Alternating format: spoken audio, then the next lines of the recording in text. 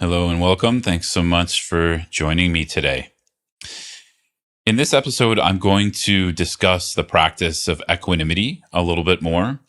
And specifically, I'm going to talk about a question I received via email where this person was wondering how to practice equanimity when there's so many problems in the world. Or another way to think of this question is how to practice equanimity towards all beings when there are people out there who deliberately harm others and or take advantage of others for their own gain.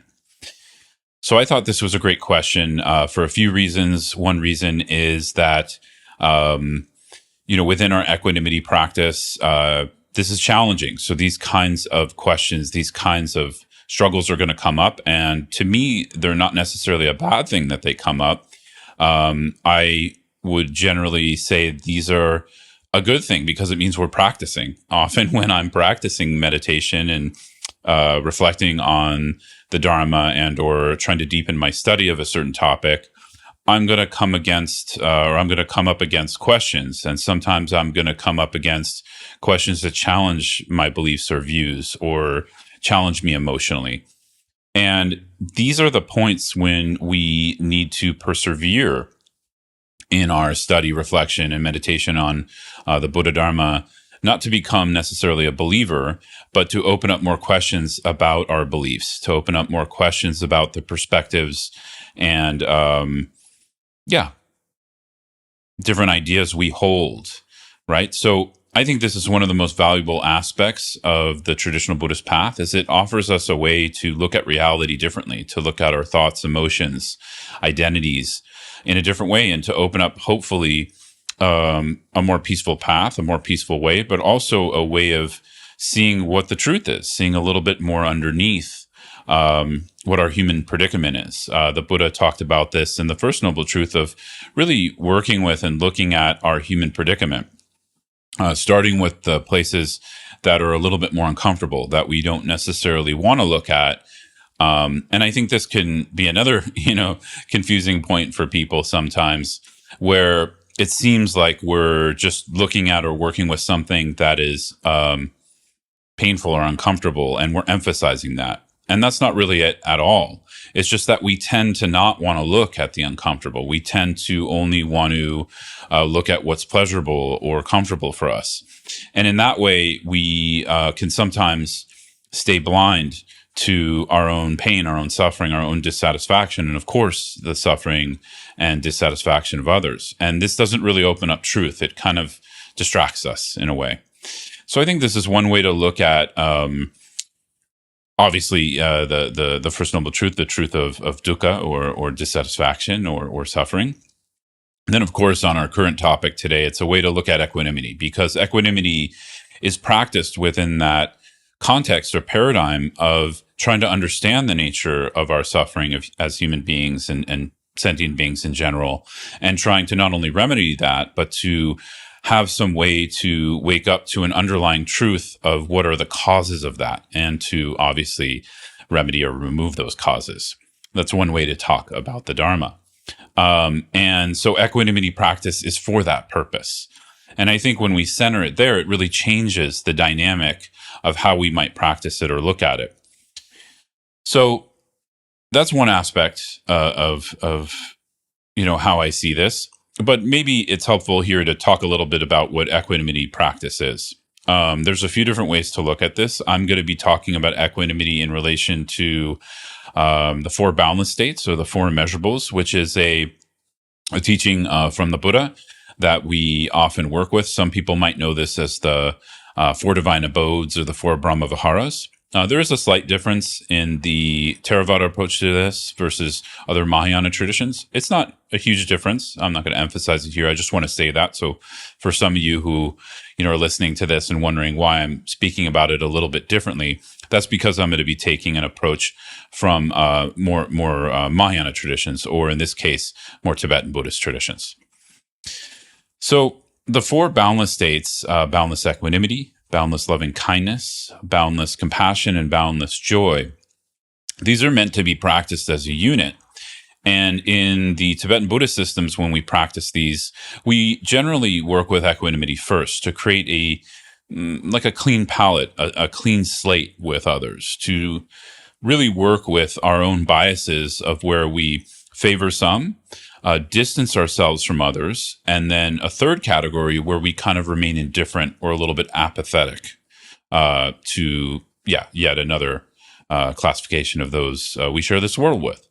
So equanimity is the practice of opening up our biases, opening up our own habits, behaviors, ideas, beliefs around those around us. Of course, it can also include our relationship to ourselves, like our thoughts and emotions. It doesn't just have to be about relationships we have with other people or other beings, animals, etc.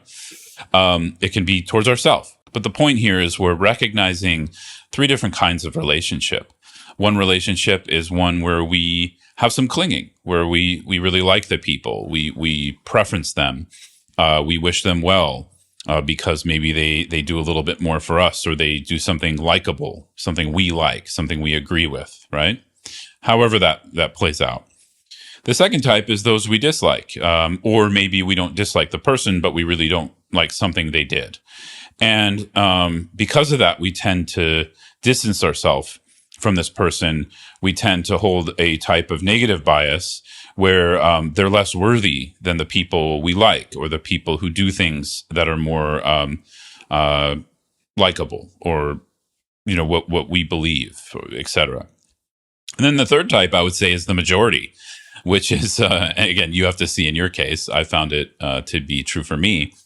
The majority is we're more indifferent. It's like sort of someone who's more of a stranger, someone who we don't have really a strong connection to or like, and we also don't have a strong dislike. And so the majority of people in the world, if we really look at our motivations, intentions, the way we interact with them, it's more indifference.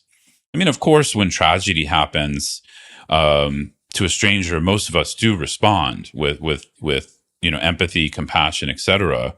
But that doesn't necessarily mean we're going to respond as strongly as towards those we like and or those we dislike, right? So you see what I'm getting at here. So the practice of equanimity is trying to pull out our biases. So that's why I gave this context earlier on, that that in itself is an uncomfortable practice. We have to have some level of meditative awareness, some level of willingness to work with what's uncomfortable. And again, I hope I made a very short case for it, and I can make a much longer case if you want, that we thrive and mature when we actually start to work with what's uncomfortable in our life. I'm sure many of you know, who are out there and have, lived into midlife or close to it, as life goes on, it's not that things necessarily get easier. Even if people do end up in more physical comfort or wealth, still the body ends up getting sick, it ends up aging, etc. So it's not that life gets easier as we age. And so with age comes a maturity and a knowledge of that. And I think this is much harder when we're younger. So, I started off in my Buddhist studies when I was 20. And it was much more difficult to relate to some of these teachings because I just couldn't see, that suffering. But of course, I persevered, I meditated on it, I reflected on it, I tried to study the Dharma, and it made sense to me. And actually, this has been helpful to me in my life because as I age, as I encounter more challenges and difficulties of just living, the amount of years on this earth, there's something that flavors or something that influences my relationship to those challenges and difficulties via having worked with and studied the Dharma. Of course, I get overwhelmed. Of course, I have struggles that really can be challenging for me in my life. It's not perfect, but I do think the Dharma has influenced that in a positive way for me, where I understand that it's worth it to work with something that's uncomfortable. So again, you're all going to have your own relationship to that. And what I recommend if you're interested in that is don't take the most difficult thing on in your life to work with. Take on something that's smaller. Like for me, often temperature, like really cold or really hot, right? And I know I can do something about it because I can go in and turn the heat on, or I can go in and turn air conditioning on in the modern world. But, maybe I'll delay that and try to work with the experience, or maybe, I'll reflect on that a little bit deeper, my relationship to how the temperature is affecting my mood or energy or whatever. So again, whatever that means for you, something that's easier to work with, and you start there, but you do it deliberately. And this is also what equanimity is about. Equanimity is about a deliberate reflection on these three kinds of relationships: someone who is likable, someone who is dislikable, and then those we're more indifferent towards, right? And we might have many in these categories. And actually, sometimes we don't even know who's in these categories until we reflect on it. Because normally what we do is we just react. We react to people in these categories. We react to those we like by wanting them around more, by trying to, cater to them and or to gain their favor, right? Those we dislike, we do, all kinds of things, right? To get them out of our life, whatever. We often we fight with them if we can't necessarily get them out of our life right away. We struggle with them, and sometimes, of course, some people harm people, right? Who they dislike, unfortunately. And then in that third category of indifference, we just sort of, we don't notice. We remain more apathetic. So these are all types of reactions we need to get to know. But why? Is this so we can have more neutrality? Not really. Embedded in the question I received, I felt, was this sense of like, well, how do I work with people who do a lot of harm in the world? How do I stay neutral to them? And my answer is you don't stay neutral. What you do is you stay aware of your reactions. You stay aware of your relationships to these three kinds of people, right? And what we try to do in equanimity practice is we try to deepen our understanding of them. I think this is one of the key ways to grow our loving kindness and compassion in our meditation, as well as just as a human being in a more boundless way, is we need to take an interest in people, right? And this can be as simple as just, watching someone. It can be asking questions about them. I'm not saying asking other people questions necessarily. There can be internal questions like, why is this person this way? Or, what happened to them in their life? Or what are they trying to achieve with this kind of action or behavior? Again, for me, sometimes I'll just watch someone's body language, not in a creepy way, but in a way that I'm really interested in their well-being, and I want to get to know them. I want to understand them. Often I do this with those I'm more close to because, I want to be able to have better communication with those I'm close to. I want to be able to have more empathy for their experience, and I want to understand them more. And so in general, equanimity can really help us with this because, first of all, we're understanding our biases. And it's not that we're trying to remove them. It's just that we're trying to understand them. Of course, over time, they can lessen and we can have more of an equanimous attitude towards all beings. But I think the point more is in understanding others. And then as we really pursue this, again, this is going to be an experience that you'll have to develop if you haven't already. But as we pursue this, we really start to see what motivates others, which is not so different from what motivates us, is that we're all trying to find more happiness. We're all trying to find more peace. And then, of course, as part of that journey, we have a bias that when we have something uncomfortable, that's not peaceful, and therefore we need to get rid of it. So a lot of us are functioning just on that basic premise, whether that's conscious or unconscious, right? If we really look at everything in our life, we could see that's an underlying that's like the fuel for our underlying behavior. Now, again, you don't have to believe me. This is a reflection, something I've reflected on that I see in my own life. That doesn't mean it necessarily applies to you. But I think if we see that, we can also see one way that others are engaging in that. And what this means is that even those who create a lot of harm in the world, they're seeking peace. Now, I know that sounds odd, and that might also sound dismissive, or how do you say it? Like I'm accepting someone's bad behavior, and that's not at all what I'm implying here. We could simultaneously see that someone is causing harm because they're trying to get some happiness, they're trying to get some peace, or they're trying to resolve something, right? Whether that's to fulfill something they're clinging to, like money or power or whatever, or if it's to fulfill getting rid of a dislikable person or group of people or whatever. So what I'm saying is the person's underlying motivation is a basic human one that we all have. Now, to get to the other side of it, the action might be really harmful to others, and therefore that's not acceptable, right? I think that should be clear. I think that should be kind of obvious, but I'm just saying it here because sometimes in this kind of conversation, people might assume we're then accepting someone's bad behavior or there's not consequences for something that's harmful. No, of course there are, and there should be, right? But if we do that by creating this very dualistic good and evil, right? What we do is we end up demeaning our own ethics, right? We end up demeaning ourselves. We end up demeaning those around us because what it means is there's an other that is unworkable. There's an other that's out there that is evil and therefore, needs to be dealt with and destroyed, right? And the truth is they're looking for the same things we are at its base. Maybe they have different means or they're confused, right, about what creates happiness.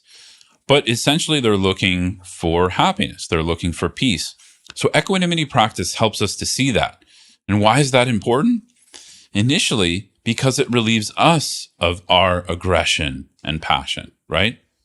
In the sense that we can see more clearly into our own clinging. We can see more clearly into our own aggression and anger, which from a Buddhist perspective is a huge cause of suffering for us.